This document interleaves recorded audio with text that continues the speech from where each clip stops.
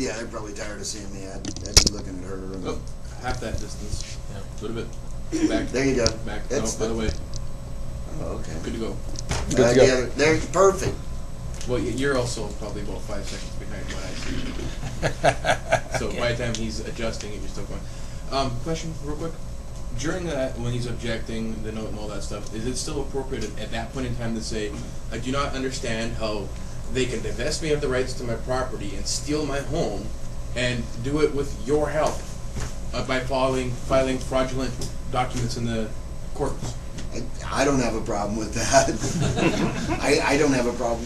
Most attorneys would have a problem with that. Most people would have a problem with that. I don't have a problem with that. I would say, Judge, if I didn't know any better, I would swear you have a vested interest with defendants. And I would do that too. I'd say, Judge, you already know he committed felonies to be here, and you're not doing anything about it. Is there something going on? Continue on his hearsay? That by me saying that with your help, that's going to open up. You better be able to step up and do the judge bitch slap. If you're gonna bitch slap the judge, you better be able to go all the way. Okay. Okay. If you're not going to go all the way with it, I wouldn't start it. Don't start something you can't finish. See, I do it all the time, so I can finish it. Usually the judge leaves before I do. Matter of fact, I can't think of the last time I've left a courtroom before a judge. I mean, you watch my murder trial, and I'll be standing out there in the gallery, and judge will leave before I do. You watch any of my civil stuff, judges always leave before I do. But if you're going to start, you better be able to finish. If you can't finish that fight, don't start it. When you go to your case, are you going to be the only person there? Or are they representing? Is the evil soulless bastard representing a lot of people, or going after a lot of people? Yeah, but he's representing Aurora Loan Services and Quality Loan Service. So he's going to. In Stephen's case, he addressed the gallery. He walked behind the judge's bar, went into the judge's chambers, all that stuff.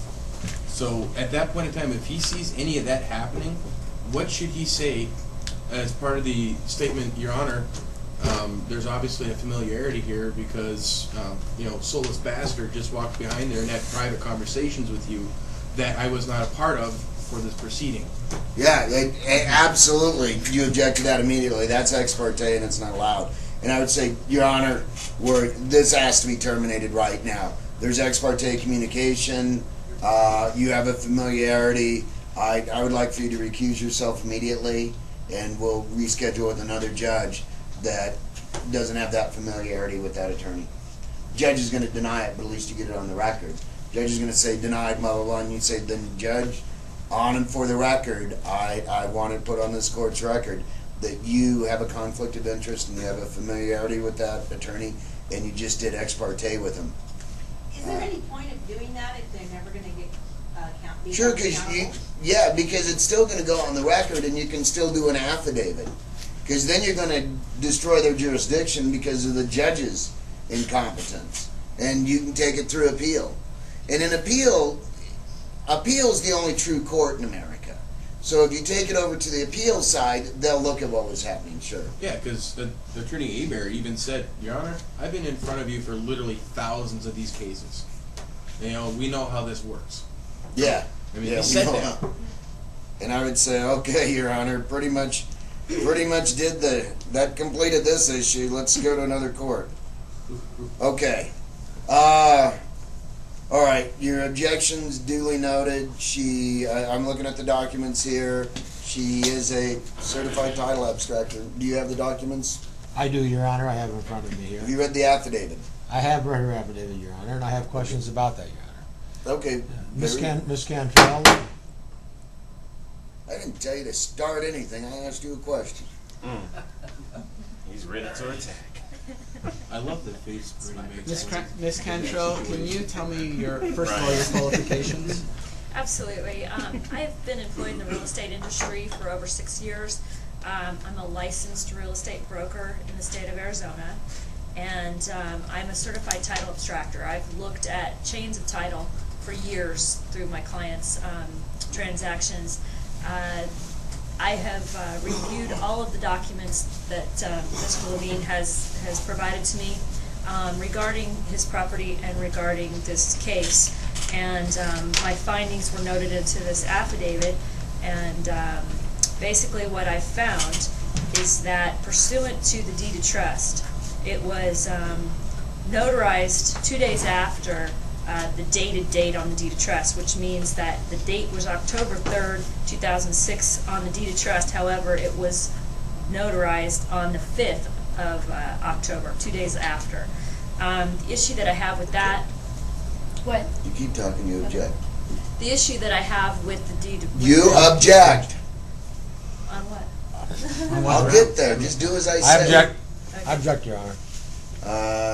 Is she just gonna talk, or is he gonna answer? Yeah, she's just gonna continue on about this, or I don't understand what Okay, she's saying. Mr. Levine. Your Honor, she's that giving Mr. her Levine. she's giving her expert testimony. No, just, Your Honor, I'm, It's fine. Somebody sent me a text. No, it's going through the mic.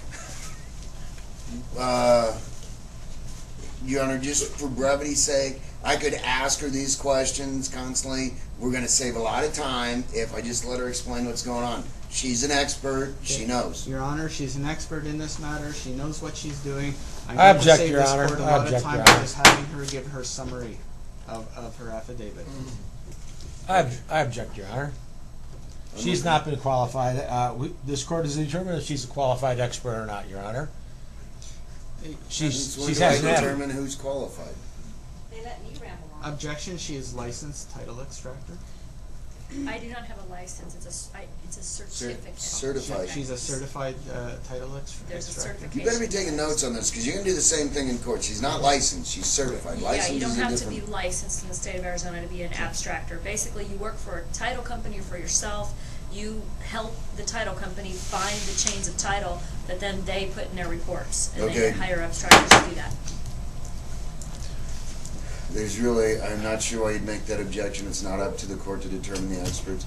We will continue with the testimony, and it will go to the weight. Thank you. Basically, the deed of trust is the document that that Guys, Patrick's gonna grab the donation bucket and pass it around, because we'll probably go through this thing to 10 o'clock. The donations for Shannon, separate of this, just bring them to me, so I got a good idea of who's done the big thing, but that's for this group, so we can keep doing it on. Be generous, so we can keep going. All right. okay. How long do you think you're gonna talk? I'm going to try to do this real quick because you just keep doing it after me. I'm sick of it. What we You have guys is go an ahead. issue with the deed of trust. It was dated one date. It was notarized 2 days after. The issue being that either the notary did not personally witness the Levine signed the document, or what we have is we have a situation where the deed of trust is not evidenced by the promissory note signed and dated on the 3rd, as would be required for the deed of trust to be valid. Therefore, we either have evidence of notary fraud here, or we have an invalid deed of trust due to the fact that it was not evidencing a note signed and dated on the 3rd. I spoke to the Levines, and they have told me that they only went to title one time. They did not sign the note one day and return 2 days after to sign the deed of trust. Therefore, in my opinion, the deed of trust would be invalid. However, that notwithstanding, there was a substitution of trustee that was recorded in Maricopa County Recorder's Office on June 16, 2008. This document purports to have assigned the role of successor trustee from, I'll have to figure that out, to Quality Loan Services via Aurora Loan Services. It claims that MERS was the beneficiary, yet there was no assignment anywhere in the recorded documents I looked at from First Magnus to MERS for any assignment of the deed of trust. Therefore, MERS had no right to authorize Aurora Loan Services to appoint Quality Loan Services as successor trustee. With that said, the substitution of trustee document would therefore be invalid, and Quality Loan Services then had no lawful right to have filed or recorded a notice of trustee sale on June 16, 2008 in the Maricopa County Recorder's Office to foreclose on Mr. Levine's property. Pretty much every document that I looked at was invalid for one reason or another that I've explained, and therefore It is my opinion that the current trustee sale was unlawfully filed and therefore needs to be canceled immediately. That was pretty much what I was saying. Is there anything else you want me to kind of go into that I didn't bring up? So what we have is we have a broken chain of title to the property. The entity, Aurora here is, in my opinion, would have no valid In your lawful right. investigation was, when First Magnus filed for bankruptcy, in the bankruptcy hearing, was Aurora Loan Services given any beneficiary status? Okay, first of all, I don't know that answer, so I wouldn't ask me that answer. It's not in my affidavit. I really don't want to get into banks that bought banks and banks that, went into bankruptcy, because I don't have the expertise to talk about that stuff. So all I'm doing is referencing what's in the substitution of trustee document, which says that MERS as beneficiary authorized Aurora to appoint Quality Loan Services. The reason I believe that document's invalid is because it mentions MERS as a beneficiary, and there's no chain of documents appointing MERS anywhere that's been recorded. So therefore, the substitution trustee document would be invalid because it mentions MERS as beneficiary.